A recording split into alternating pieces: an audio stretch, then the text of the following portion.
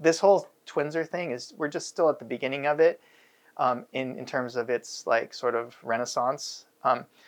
All the guys who've been making them this whole time are going to be rolling their eyes, just like the guys who made fish forever, just like the guys who made hulls forever, just like everything. Everything goes in cycles. But the Twinzer, for me, in the beginning, was like it all kind of started for me in around 2005. I was shaping in Santa Cruz at the Stripe factory, and Wil Jobson had driven his Winnebago down from Whidbey Island and parked in front of our factory, and basically didn't leave and just hung out. And so I got to know him on a daily basis, and like got to know his lizard bongo and the whole Wil Jobson experience. Like I've always considered him like this sort of like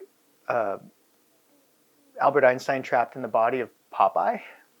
You know, he was very much like savant genius level when it came to like anything. Like he could take a tool, modify it to his specs, and it would be something completely different and something new and unique to him, and he would just kind of be like, that's just normal. It's like a spoon or a planer or whatever it was, you know. So he was really inspirational, and during that time there was a big resurgence in an interest in the fish, and in particular the quad fish.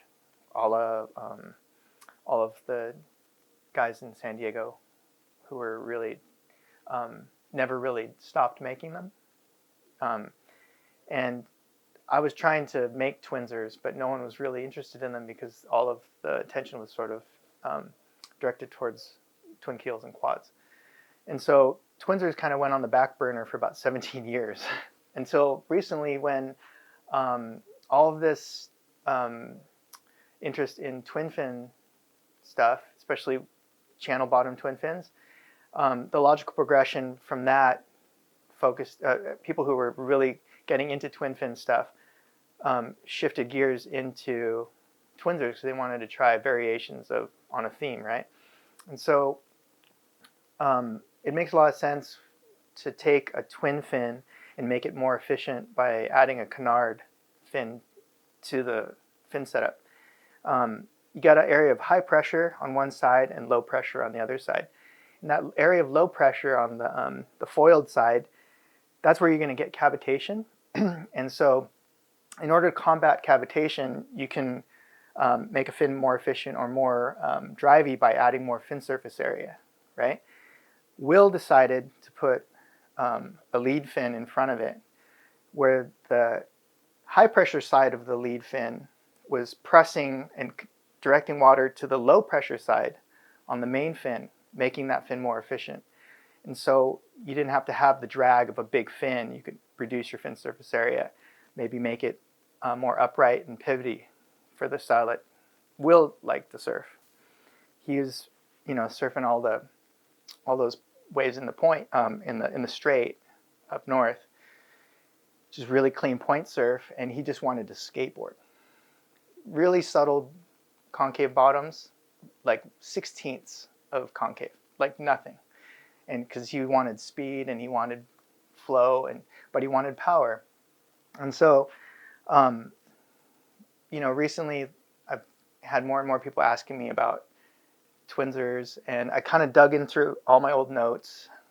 I mean, I had to dig because they were buried, and we'd kind of forgotten about them for a really long time. A lot of people have never forgotten about them, and like Stu Kenson, Larry Mabel, hosts of other people who've been like diehards and like true believers for the longest time. You have to give them props because they're the ones who kind of kept that torch burning. But as far as these, my version of the Twinzers, I've always really been into golden ratio relationships, being the sort of like the natural expression of the universe. Usually natural forms will just find their way being expressed by golden ratio proportions. And so I took basically the lead fin and the main fin base area, rake, and height, and made them all phi and then 1 over phi. So the two fins will have a golden ratio relationship in terms of their scale. And then when I reverse engineered Wil's fin placements, magically, and I know it's not me, I know it's Wil. All of his relationships for spacing off the rail, spacing between the fins, all golden ratio proportion. So that was like the sort of like light bulb moment where like I'm like, okay, I need to find him so I can compare notes. And it's kind of like scientists across the planet from each other coming up with the same theories and proofs and like validating each other's ideas through this sort of universal language, right? So I think if we could just find Wil, it would be amazing because he could bring so much to surfing, and I think like there's a lot of people who really need to know who he is, and there's not a lot about him on the internet, out in the world. There's no footage. There's just stories, which kind of makes it rad too, because he's just legendary that way. But I feel like for the next generation of shapers and surfers, to know where your fins are coming from and who's developing them and who's bringing them all together is like really important to the story that we're all involved in. Canard quad stuff, same principles, just the relationships of overlap where that high pressure, low pressure, it's all based on like personal preference, and also the capacity of your manufacturing to get those glass-ons just right, so yeah, we need to find him, I guess, but you just never know where he is. Like people still call me to this day like, hey, do you know where he lives, where he's staying? I'm like, I don't know, man. Like last time I saw him, he was walking on the side of the street in Swami's like 12 years ago, and that was the last time I saw him. Like he's probably doing something amazing right now. We just don't know where,